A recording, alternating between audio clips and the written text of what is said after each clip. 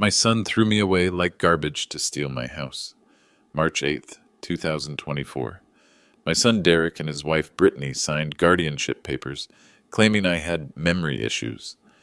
Within 2 hours, I was sitting in Shady Oaks nursing home while they celebrated back at my $1.8 million house. The house I built from nothing after arriving from Poland with $200. Derek's a lawyer, Northwestern Law School. I paid every cent of his $180,000 education with these immigrant hands. But as they toasted their brilliant plan to free up the house, I wasn't crying, wasn't begging. I was calculating.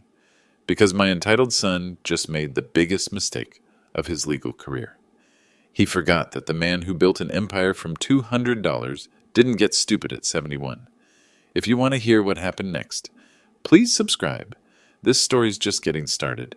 Let me take you back to how this betrayal started. I came to America in 1978. 28 years old, spoke maybe 50 words of English, carried everything I owned in one suitcase. But I had something Derek never understood: hunger. Within 6 months, I was swinging a hammer for Murphy Construction. Within 2 years, I'd saved enough to buy my first truck. By 1982, I incorporated Kowalski Construction. Just me and a toolbox that cost me $47 at Sears. Derek was born in 1981. Never knew poverty. Never knew what it meant to work 16-hour days just to put food on the table. While I was building houses, he was complaining about his PlayStation being outdated. But I didn't mind. This was why I came to America, so my son could have opportunities I never had. I put Derek through Northwestern Law School every semester, $15,000, 4 years, $180,000 total. I have the receipts, kept every single one in my filing cabinet, organized by year. That's what immigrants do. We document everything because we know nobody gives us the benefit of the doubt. By 2024, Kowalski Construction employed 52 people. We'd built over 300 homes in the Chicago suburbs. My personal net worth, just over $4 million. Not bad for a guy who couldn't pronounce entrepreneur when he started. The house Derek wanted so badly. I bought it in 1985 for $180,000. Prime real estate in Wilmette, 4 bedrooms, Tudor style, built in 1954. Today's value, $1.8 million. Mortgage-free since 2008. But Derek saw all of this differently. To him, I wasn't a successful businessman. I was an embarrassing immigrant dad who spoke with an accent and used the wrong fork at fancy restaurants. The end began 3 weeks ago. March 4th, Monday evening, 7:30 p.m. Derek called a family meeting at his downtown office. 31st floor, floor-to-ceiling windows, leather chairs that probably cost more than my first car. "Dad, we need to talk about your future," Derek said, adjusting his $3,000 Armani suit. Brittany sat beside him, nodding like a dashboard bobblehead. She'd been posting on Facebook about how difficult it was dealing with aging in-laws. I'd seen the posts. She thought I didn't understand social media. "We're concerned about your memory," Derek continued. "Last week you forgot where you put your keys." "I found them in the refrigerator," I said. "Exactly." Derek exchanged a look with Brittany. "That's not normal, Dad." "Normal?" I'd been putting my keys in the refrigerator since 1979. It was a habit I picked up from my father in Poland. Keeps them cold so you remember to grab them with your coffee. But Derek had never paid attention to my habits. Why start now? "We think you'd be happier somewhere with people your own age," Brittany added. "Somewhere you don't have to worry about maintaining that big house." That big house. The way she said it, like it was a burden instead of my life's work. "And what happens to my house?" I asked. Derek cleared his throat. "We'd handle the sale. Make sure you get a fair price. Put the money in a trust for your care." A trust, controlled by Derek. They had it all figured out. Shady Oaks Nursing Home cost $8,500 per month. Quality care, they said. Professional staff. Activities. I'd love it there. "How long have you been planning this?" I asked. "Planning?" Derek laughed. "Dad, we're trying to help you." "This is about your safety, your well-being." But I saw the brochure on his desk. Shady Oaks. And underneath it, a real estate market analysis for my house. Dated 2 weeks earlier. They'd been planning this for months. "I'll think about it," I said. Derek's jaw tightened. Dad, this isn't really a choice. We've already filed the paperwork. What paperwork? Guardianship petition. Based on your declining mental capacity. He slid a folder across the desk. 23 pages of lies. Clinical language describing my confusion, my inability to make sound financial decisions, my dangerous living situation. My dangerous living situation. The house I'd maintained perfectly for 39 years. I flipped through the pages. Derek had been thorough. Statements from neighbors about my erratic behavior, like the time I was watering my garden at 6 a.m. because it was going to be a hot day. Testimony from his secretary about my aggressive phone calls, because I'd raised my voice when Derek missed our lunch appointment for the third time. This is fiction, I said quietly. It's reality, Dad. You're 71 years old. It's time to face facts. Facts. My son, the lawyer, talking about facts. Here were the real facts. Kowalski Construction's gross revenue in 2023 was $12.7 million. I personally oversaw 8 major projects. My last physical exam, February 15th, showed blood pressure 120/80. Cholesterol levels normal. Cognitive function test scored 29 out of 30. But Derek had never asked to see those medical records. He was too busy writing his fiction. Sign here, Derek said, pointing to the guardianship consent form. It'll make everything easier. I looked at my son, really looked at him. When had he become a stranger? I need time to consider this, I said. Derek's patience snapped. Time. Dad, you don't have time. The hearing is Wednesday. This happens with or without your cooperation. With or without my cooperation. My own son threatening me like a hostile witness. I signed the papers that night, not because I agreed, but because I needed to see how far they'd go. Now I know. They went all the way. Wednesday, March 6th. The guardianship hearing lasted 47 minutes. I sat in Cook County Courthouse, listening to my son lie under oath. Derek presented his case with the confidence of someone who'd never been challenged. Medical concerns, safety issues, financial vulnerability. The judge, an overworked woman in her 50s, barely looked up from her paperwork. She'd seen 1,000 cases like this. Aging parent, concerned children, standard procedure. Guardianship granted, she announced, effective immediately. Derek shook hands with his attorney. Brittany smiled and squeezed his arm. Victory celebration. I said nothing, just watched and memorized every detail. By Friday afternoon, I was sitting in room 237 at Shady Oaks. Beige walls, industrial carpet, the smell of disinfectant and despair. My new home, according to my loving family. The staff was polite but distant. They'd seen it before. Another elderly man whose family had made the difficult decision. They brought me pudding cups and asked about my television preferences. Derek and Brittany came by Saturday morning. Official visit. Checking on Dad's adjustment period. You look good, Dad, Derek said, glancing around the room like he was inspecting a hotel. This place has excellent reviews. Excellent reviews. I wondered if he'd read the online complaints about understaffing and medication errors. Probably not. Derek only researched things that benefited Derek. They stayed 23 minutes. Long enough to ease their conscience, short enough to avoid real conversation. After they left, I sat by my window and thought about chess. My father taught me to play when I was 8 years old. First lesson, always think 3 moves ahead. Derek thought he'd won. But the game was just beginning. Sunday evening, March 10th, 6:47 p.m. I was walking past the nurse's station when I heard Derek's voice coming from the family conference room. The door was cracked open, maybe 2 inches. He was on speakerphone with Brittany. The old man bought it completely, Derek was saying. Didn't even fight the guardianship. I stopped walking, pressed myself against the wall, and listened. Thank God, Brittany replied through the speaker. I was worried he'd cause problems. You know how these immigrant types can be stubborn? These immigrant types. He's totally defeated, Derek continued, sitting in that room like a whipped dog.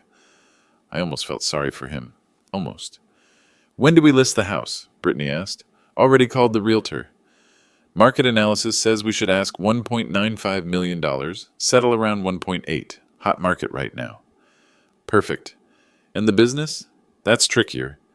52 employees, ongoing contracts. But Dad's partners know he's incompetent now. They'll buy us out to avoid complications. Incompetent. My business partner's men I'd worked with for 20 years thought I was incompetent because my son told them so. How much from the business? Brittany pressed. Conservative estimate? 2 million. Maybe more if we play it right. I was listening to my son calculate my net worth like I was already dead. So, total liquidation, we're looking at what, 4 million? Give or take, minus the nursing home costs, but that's minimal. Dad's got maybe 10 years left, 15 if he's unlucky. Shady Oaks costs $100,000 annually. We're still looking at $3.5 million minimum, if he's unlucky. Derek was hoping I'd die sooner rather than later. What about the cultural stuff? Brittany asked. All those Polish books and photos? Derek laughed. Actually laughed. Garbage pickup is Tuesdays. I'll handle it. My life's memories. Garbage pickup. Good, Brittany said. I never could stand all that old world crap anyway. The house will show much better without the immigrant museum vibe. Immigrant museum vibe. Honestly, Derek continued, this worked out better than I hoped. Dad's completely broken. No fight left in him whatsoever. You sure he won't cause problems later? Look at him, Britt. He's done. These old immigrants, once they lose face, they just give up. It's cultural. Pride thing, cultural, pride thing. Derek thought he understood Polish culture because he'd heard me mention honor and respect a few times. But he'd missed the most important lesson. Polish men don't get even. We get ahead. So, timeline? Brittany asked. House on the market Monday. Business liquidation within 60 days. By summer, we'll have enough to buy that place in Highland Park and still have $2 million invested. Highland Park. They were buying their dream house with my life's work. I can't believe we pulled this off, Brittany giggled. Your dad actually signed the papers.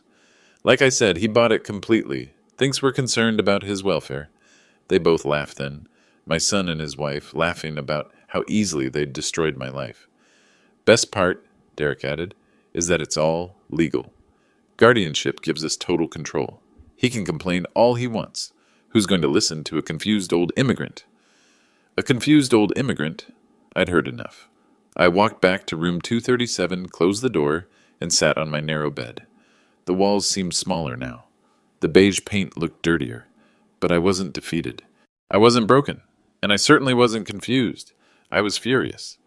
Derek had made two critical mistakes. First, he assumed that quiet meant weak. Second, he forgot that the confused old immigrant still owned everything he was planning to steal. The house deed was in my name only. The business partnerships were structured to require my personal signature for any major decisions.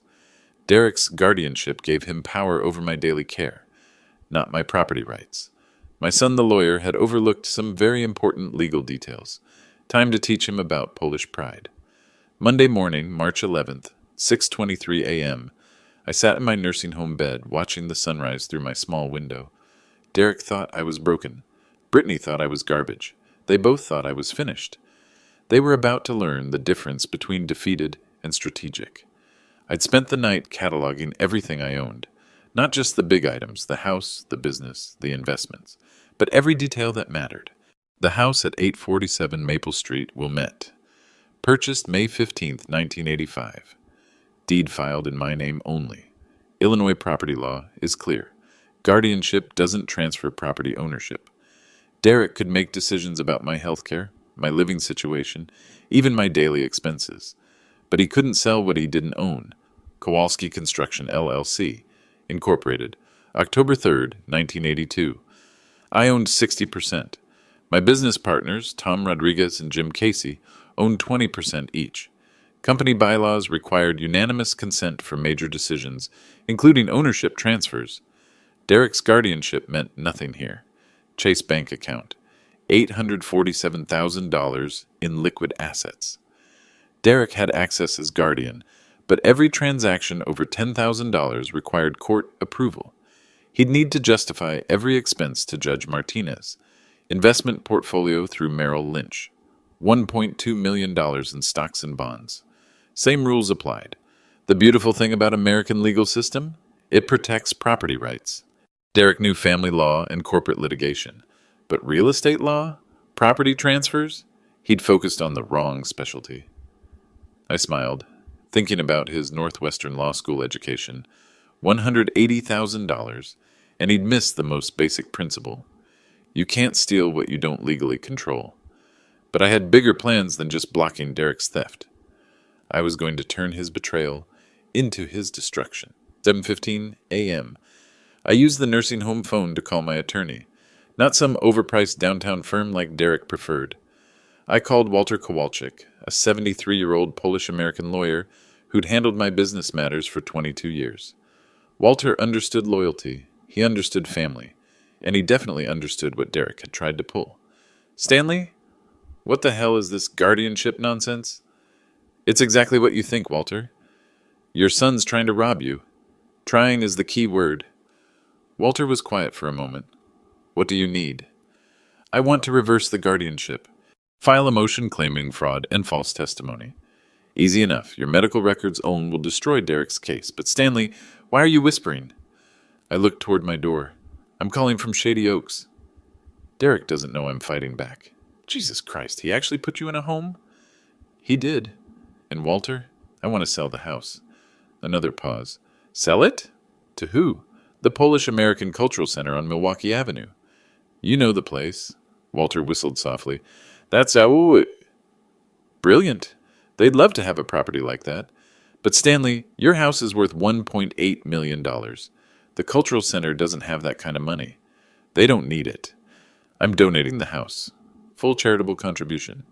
Tax write-off, and Derek gets nothing. You want to give away $1.8 million out of spite? Not spite, Walter. Justice. And it's not giving it away. It's investing in something that matters. The Cultural Center can use it for educational programs, community meetings, immigrant success stories. I could hear Walter typing on his computer. This is legally sound, Stanley. Guardianship doesn't prevent charitable donations, especially from competent individuals, and your medical records prove competency. How fast can we do this?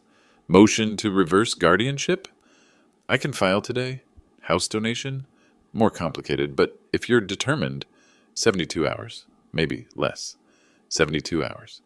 Derek's realtor was planning to list the house Thursday morning. I'd beat him by 48 hours. Do it, I said. Stanley, are you sure? This is permanent. Once you sign those donation papers, there's no going back. I thought about Derek's laughter, about Brittany calling my memories garbage, about them stealing my life's work and buying their Highland Park dream house with the proceeds. I'm sure. What about your son? This will destroy him financially. Walter, my son just spent 2 weeks convincing a judge I'm mentally incompetent so he could steal everything I built. He threw me in a nursing home like garbage and laughed about it. He's already destroyed our relationship. I'm just returning the favor. Walter was quiet for 30 seconds. Then, I'll start the paperwork. But Stanley, you might want to think about timing. What do you mean? Derek's planning some kind of celebration, right? Probably invited friends, family, maybe his real estate agent. Might be interesting if certain news broke during their little party. Now I was the one laughing. Walter, that's why I've kept you as my lawyer for 22 years. Polish men stick together, especially against entitled American brats who forget where they came from. After I hung up, I sat back on my bed and looked around room 237. Beige walls, industrial carpet, the smell of institutional disinfectant. In 72 hours, none of this would matter. Derek would learn that his old-world father had just played a very, very American game and won. Tuesday, March 12th, 9:30 a.m. Walter called back with news that made my coffee taste better. Motion filed and served, he said. Derek's law firm received the papers an hour ago. Judge Martinez scheduled an emergency hearing for Thursday at 2 p.m. What's Derek's reaction? His secretary called my office 6 times in the last hour. Derek wants to schedule a meeting. He's panicking. Good. Let him panic. But I wasn't done gathering intelligence. I had 48 hours to build an airtight case, and I needed to know exactly what Derek had been telling people. First call. Dr. Patricia Morrison, my primary physician for 12 years. Stanley, I heard about the nursing home situation. I have to say, I was surprised. Why surprised? Well, your son Derek called last month asking about your mental state. Said the family was concerned about memory issues, decision-making problems. I told him your February exam showed perfect cognitive function, scored 29 out of 30 on the Montreal test. Above average for your age group. Derek had lied to the court about my medical condition, but he'd also lied about consulting my doctor. Did Derek request copies of my medical records? No, and that struck me as odd. If he was genuinely concerned, wouldn't he want documentation? Instead, he seemed more interested in whether I'd noticed any decline. More evidence. I asked Dr. Morrison to prepare a written statement about my cognitive health in Derek's phone call. Second call. Tom Rodriguez, my business partner at Kowalski Construction. Stan, what the hell is going on? Derek came by yesterday claiming you'd asked him to handle business decisions because you're having memory problems. My jaw tightened. What exactly did he say? Said you were confused about financial matters, couldn't handle the stress of running a company, wanted to discuss buying out your share of the business. And what did you tell him? I told him to go to hell. Stan, you were here last Friday reviewing the Northbrook project. Sharp as ever. If you're having memory problems, I'm having memory problems. Tom agreed to document Derek's visit and his claims about my mental state.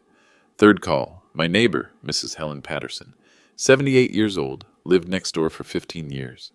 Oh, Stanley, I'm so sorry about the nursing home. Though I have to say, some of the things Derek told people around the neighborhood, such as, he said you'd been acting erratically, wandering around at night, forgetting to pay bills, letting the house fall apart. Said the family was worried about your safety.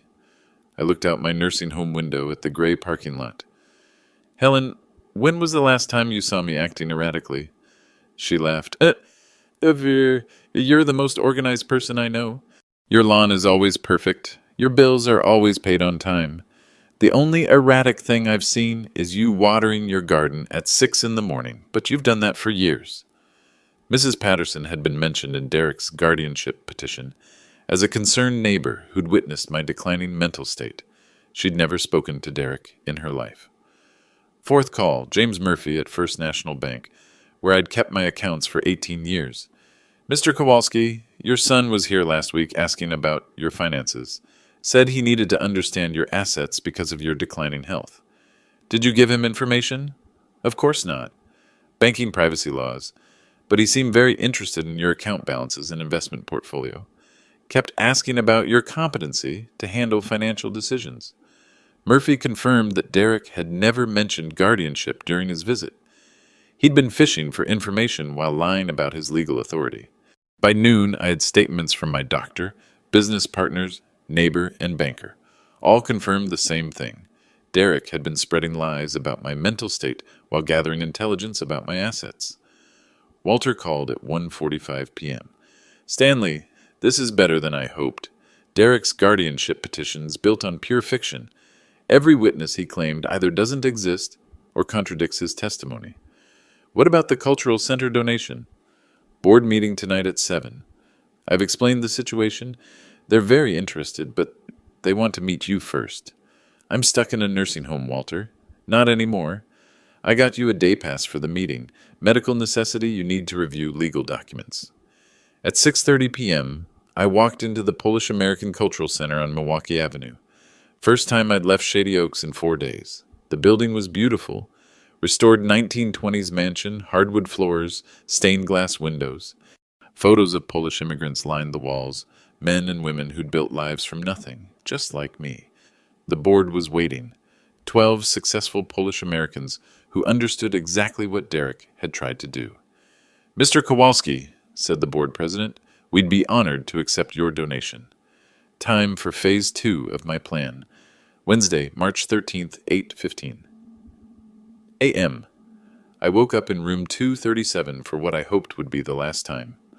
Walter had worked through the night. By morning, 3 sets of legal papers were filed with Cook County Courthouse.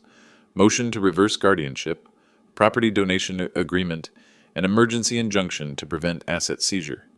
Derek had no idea what was coming. At 9:45 a.m., I called the Polish American Cultural Center. Mrs. Kowalski, said Board President Maria Novak, we've finalized the paperwork. Your house will become the Stanley Kowalski Center for Immigrant Success. We'll use it for educational programs, community meetings, and a museum showcasing Polish American achievements. A museum. Derek had called my memories garbage, but the cultural center wanted to preserve and celebrate them. "When do we close?" I asked. "This afternoon. 2 o'clock. Can you be there?" "I'll be there." At 11:30 a.m., my phone rang. Derek. "Dad, what the hell's going on?" My office received some kind of legal motion. His voice was tight, panicked. The confident lawyer from Monday was gone. "Just some paperwork, Derek." "Paperwork? You're trying to reverse the guardianship. On what grounds?" "Fraud, false testimony, elder abuse." I kept my voice calm, matter of fact. "Walter says we have a strong case." "Walter Kowalczyk?" "Dad, he's ancient." "You need real legal representation." "Real legal representation. Like Derek?" "Walter's been handling my affairs since before you passed the bar exam." "This is insane." "Dad, I'm trying to help you." "The guardianship protects your interests." "Whose interests, Derek? Mine or yours?" Silence on the line. "I don't know what you're talking about." "Sunday night, conference room at Shady Oaks. You were on speakerphone with Brittany." More silence, longer this time. "Dad, I heard everything, the house sale, the business liquidation, Highland Park, all of it." Derek's breathing changed. "You were eavesdropping?" "I was walking past an open door." "You were discussing my death timeline and how much money you'd make." "That's not—" "Dad, you're confused." "You misunderstood." "I misunderstood garbage pickup is Tuesday when you talked about throwing away my Polish books." Derek was quiet for 30 seconds. "Okay," he said finally.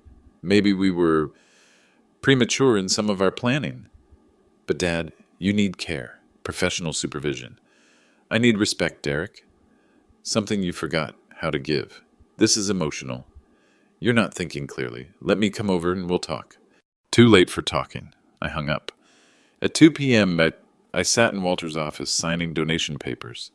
The house at 847 Maple Street, worth $1.8 million, was officially transferred to the Polish American Cultural Center.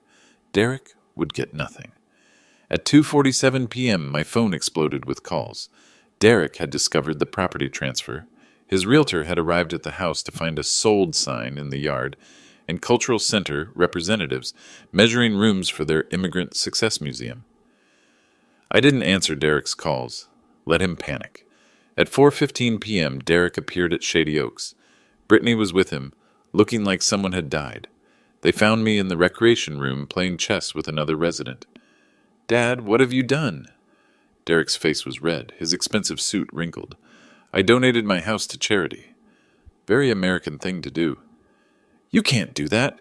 You're under guardianship. Guardianship doesn't prevent charitable donations, especially when the guardian obtained his authority through fraud." Brittany stepped forward. "Stanley, be reasonable. We can work something out." "Work something out? Like you worked out stealing my house while I was stuck in this place?" Derek pulled up a chair. "Dad, I know you're angry. Maybe we moved too fast, but you can reverse the donation. We'll find a different solution." "Derek, the donation is final. Irrevocable. Your dream house in Highland Park? Find a different way to pay for it." "This is insane." Derek's lawyer voice was back. "I'll challenge the donation." "Claim diminished capacity. Based on what medical evidence?" "Dr. Morrison will testify I'm perfectly competent. So will my business partners. So will my neighbors." Derek looked confused. "What neighbors?" "The ones you claimed were worried about my erratic behavior. Mrs. Patterson says she's never spoken to you in her life." Derek's face went pale. He'd forgotten that lies have consequences. "You can't do this to us," Brittany whined. "We have plans." "Financial obligations." I looked at my son's wife. "Brittany, you called my life's memories garbage. You called my home an immigrant museum. Why would you want garbage?" Derek stood up. "This isn't over?" "Yes, Derek." "It is." They left without another word. Tomorrow's guardianship hearing would be interesting. Thursday, March 14th, 6:32 a.m.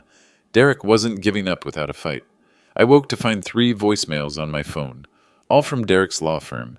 Emergency motions, injunctions, threats of criminal charges for financial elder abuse. My son was using every legal trick he knew. At 7:15 a.m., Walter called. "Stanley, Derek filed 6 different motions overnight. He's claiming you were coerced into the donation. Says the Cultural Center took advantage of your diminished mental state." "What's his evidence?" He doesn't have any, but he's hoping to delay everything until he can manufacture some. Derek was desperate, and desperate lawyers make mistakes. At 8:30 a.m., Derek appeared at Shady Oaks with two associates from his firm. They marched into the lobby like they owned the place. "We need to see Stanley Kowalski immediately," Derek announced to the receptionist. The young woman looked intimidated. "Visiting hours don't start until I'm his son and legal guardian. This is an emergency." They found me in the dining room eating breakfast with three other residents. Derek's associates flanked him like bodyguards. Intimidation tactics. "Dad, we need to talk. Privately. I'm eating breakfast, Derek. These are my friends, Mr. Peterson, Mrs. Chen, and Father Murphy." Derek glanced at the other residents dismissively. "This is family business. Everything you've done to me has been family business. I think they should hear this." Derek's jaw tightened. "Fine. Dad, you've made a serious mistake. The house donation was illegal. Based on what law? Guardianship statutes clearly state that major financial decisions require court approval." I smiled. "Derek, charitable donations aren't financial decisions. They're personal choices. The law protects the right to give away your own property." One of Derek's associates whispered something in his ear. Derek nodded. "Actually, Dad, there's another problem. The Cultural Center doesn't qualify for this type of donation. It's not a registered 501c3 organization." Walter had prepared me for this lie. "Derek, the Polish American Cultural Center has been a registered nonprofit since 1967. IRS determination, letter number 74-2581. Would you like me to recite their tax exemption status?" Derek's face flushed. His associates looked uncomfortable. "Look," Derek said, switching tactics. "Maybe we can find a compromise. You want to support Polish culture? Fine. We'll set up a trust fund. Donate part of the house proceeds. How much were you thinking? 20,000, 30, 20,000. Out of $1.8 million. Mrs. Chen, sitting beside me, snorted with disgust. "Young man, your father gave away nearly $2 million to preserve his heritage. You're offering crumbs." Derek turned to her. "Ma'am, this is a private family matter." "Nothing private about disrespecting your elders," Mrs. Chen replied. "In Chinese culture, we honor our parents. We don't steal from them." Father Murphy nodded. "Son, I've been a priest for 47 years. I've seen family greed before. But what you've done here—" He shook his head. Derek was losing control of the narrative. "These people don't understand the complexities." "We understand perfectly," Mr. Peterson interrupted. "You put your father in this place so you could steal his house. He outsmarted you. Now you're angry." Derek's second associate tugged his sleeve. "Maybe we should continue this conversation elsewhere." But Derek wasn't finished. His ego couldn't handle being lectured by nursing home residents. "You people have no idea what you're talking about. My father has dementia. Early stages, but progressive. He's not competent to make major decisions." "Derek," I said quietly, "yesterday you claimed I was perfectly competent when you wanted me to reverse the donation. That's different." "How?" Derek paused, realizing his contradiction. Because the donation was made under duress." "What duress?" "The cultural center pressured you. Took advantage of your emotional state." Mrs. Chen laughed. "Your father contacted them, not the other way around. We heard him make the call." Derek spun toward her. "You were eavesdropping?" "Hard not to hear when someone's making phone calls 10 feet away," Father Murphy said. "Your father was calm, rational, completely in control." Derek's face was bright red now. "None of you are qualified to assess mental competency." "But Dr. Morrison is," I said. "She'll testify this afternoon that I'm perfectly competent. So will my business partners. So will my neighbors." "Your neighbors are concerned about your behavior." "Which neighbors, Derek?" "Name one." Silence. "You can't, because you never spoke to any of them." "You made up their testimony for the guardianship petition." Derek's associates were looking at each other nervously. They were witnessing their colleague commit potential perjury in front of witnesses. "This is ridiculous," Derek snapped. "I don't have to justify my actions to a bunch of nursing home residents." "No," said Father Murphy, standing up slowly, "but you'll have to justify them to God and to the State Bar Association." Derek went pale. "What's that supposed to mean?" "It means," I said calmly, "that filing false guardianship petitions is a criminal offense. So is elder abuse. So is fraud. Derek looked at his associates. Both men were studying their phones, suddenly very interested in their messages. "You're bluffing," Derek said. "We'll find out this afternoon, won't we?"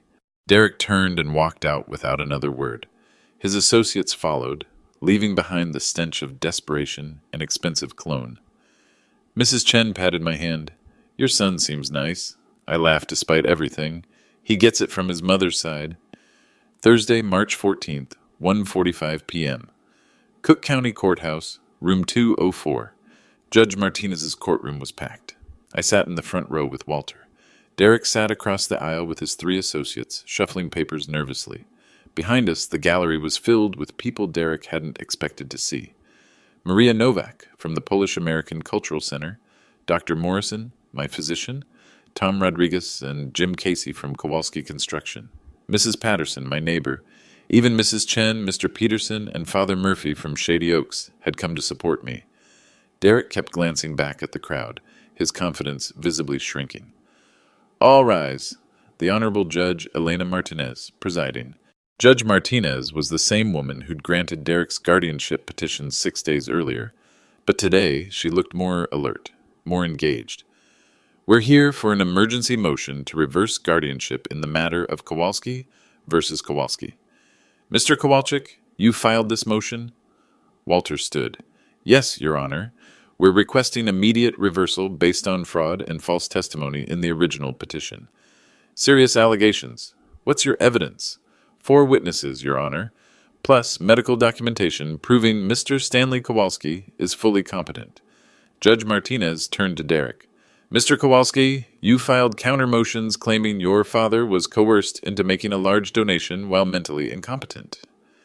Derek stood, straightening his tie. "Yes, Your Honor. My father donated $1.8 million to an organization he barely knows. This demonstrates impaired judgment. Who witnessed this alleged coercion?" Derek paused. "Your Honor, coercion doesn't require witnesses. The act itself demonstrates. Mr. Kowalski, do you have any evidence of coercion? Phone recordings? Threatening letters? Witnesses who saw inappropriate pressure?" "No direct evidence, but the circumstances. I see." "Mr. Kowalczyk, call your first witness." Dr. Morrison took the stand. Under oath, she testified that my cognitive function was normal for my age group. Better than normal, actually. "Did Derek Kowalski ever request his father's medical records?" Walter asked. "No. He called asking about mental decline, but when I told him there was no evidence of cognitive issues, he seemed disappointed." Derek's face tightened. Tom Rodriguez testified next. He described Derek's visit to Kowalski Construction, claiming I was mentally incompetent while trying to buy out my business shares. "How did Stanley seem during your last business meeting?" Walter asked. "Sharp as ever. We reviewed 3 major contracts. He caught an accounting error that saved us $12,000. Mrs. Patterson followed.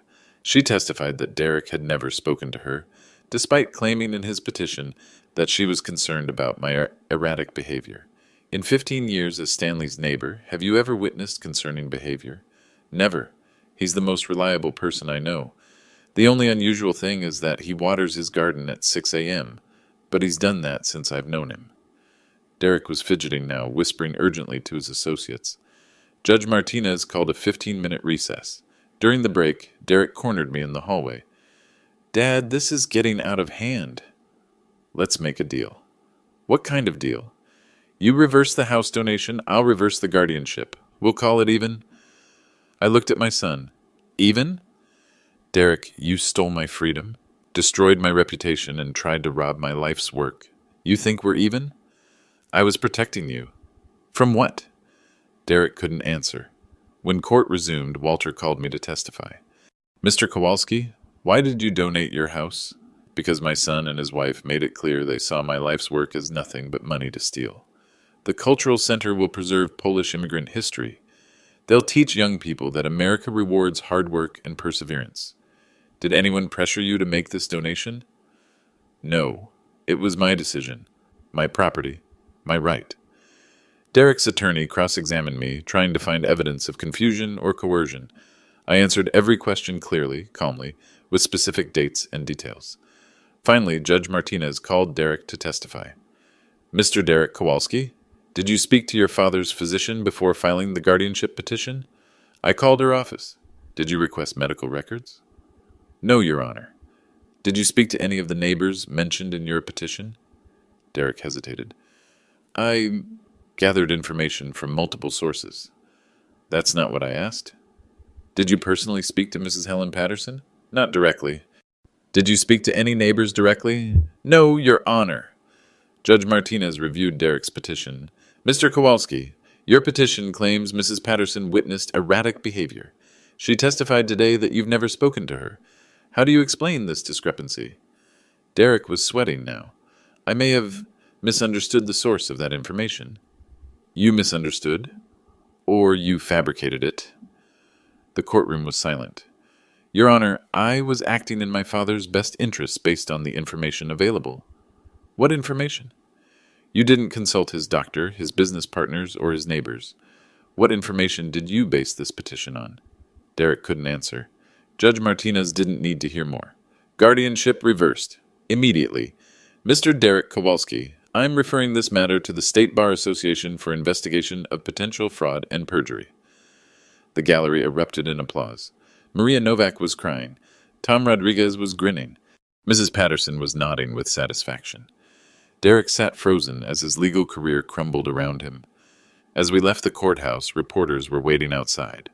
The Polish-American Cultural Center had issued a press release about the donation, and local news stations were interested in the story. Mr. Kowalski, how does it feel to have your freedom restored? A reporter asked. I looked back at Derek, who was hurrying toward his car. It feels like justice. Friday, March 15th, 7:30 a.m. I woke up in my own bed for the first time in 7 days. Walter had driven me home from court yesterday evening. The house felt different. Not because Derek had changed anything, but because I saw it through new eyes. This wasn't just my home anymore.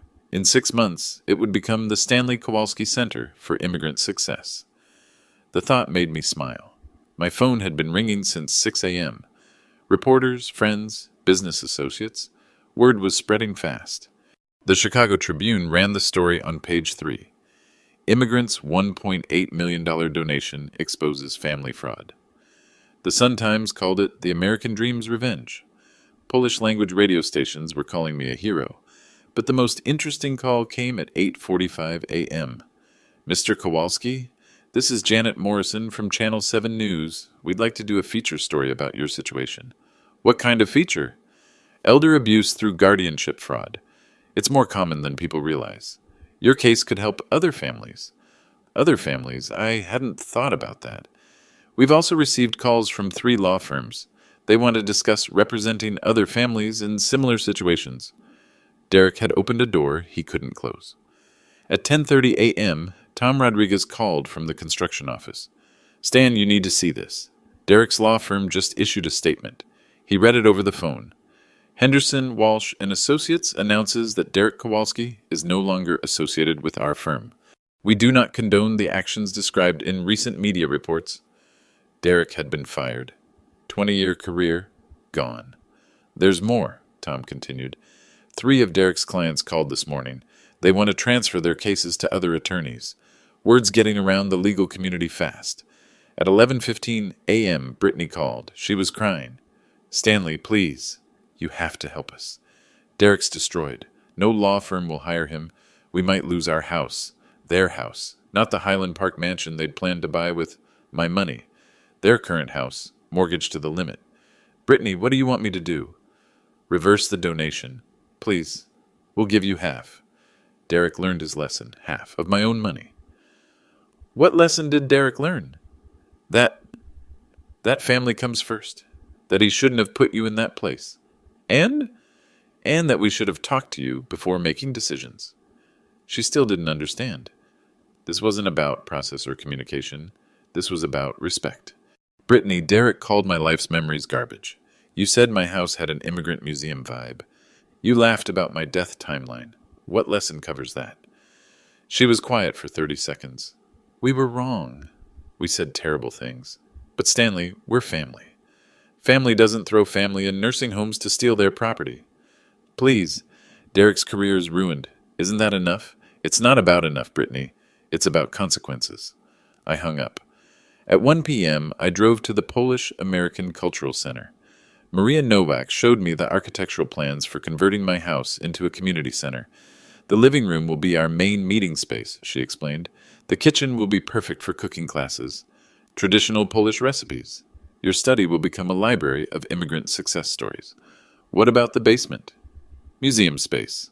We want to display photos and artifacts from Polish families who built lives in America. Your construction company awards, your immigration documents, your father's tools from the old country. My father's tools. I'd kept them in a glass case for 30 years. Derek thought they were junk. When do we begin renovations? 6 months. We need time to raise money for the conversion. The house is worth $1.8 million, but making it functional as a community center will cost another $400,000. I'll cover the renovation costs, I said. Maria stared at me. Stanley, you've already given us everything. Not everything. I still have the business, investments, other assets. What's another $400,000 to ensure this place serves the community for 50 years? That evening, I sat in my study, looking through old photo albums. Pictures of my arrival in America, my first construction job, Derek's graduation from law school, me smiling proudly in the audience. When had we lost each other? Derek called at 8:30 p.m. Dad, I know you probably don't want to talk to me. I'm listening. I've been thinking about what you said in court. About respect. You're right. I stopped seeing you as a person and started seeing you as an obstacle. For the first time in years, Derek sounded like my son instead of a lawyer. Why, Derek? I don't know. Maybe because your success made me feel like nothing I accomplished was really mine. You paid for law school, helped with my first house down payment, gave me everything. I wanted something that was just mine. So you decided to take everything that was mine. Yes, and I was wrong. Completely, totally wrong. I waited. Dad, I can't undo what I did. But I want you to know, I remember who you are, what you built, what you sacrificed. Derek, remembering isn't enough anymore. I know, but maybe it's a start. Maybe it was. 6 months later, September 21st, 2024, grand opening of the Stanley Kowalski Center for Immigrant Success. I stood on the front steps of my former home, watching 300 people fill the rooms where Derek and I had once shared family dinners, Polish families, Mexican families, Nigerian families, all celebrating the American dream that starts with $200 and endless determination. The museum display case held my father's original tools from Krakow, my 1978 immigration documents, and 46 years of construction company awards. A small plaque read, "Success isn't inherited, it's earned." Derek didn't attend the opening. He was working at a small firm in Milwaukee, rebuilding his reputation case by case. We talked monthly, now stilted conversations that might someday become real again. Brittany had filed for divorce. Some bridges burned completely. A young Guatemalan girl tugged my sleeve. Sir, are you really the man who built all this? I looked at the thriving community center that had once been my house.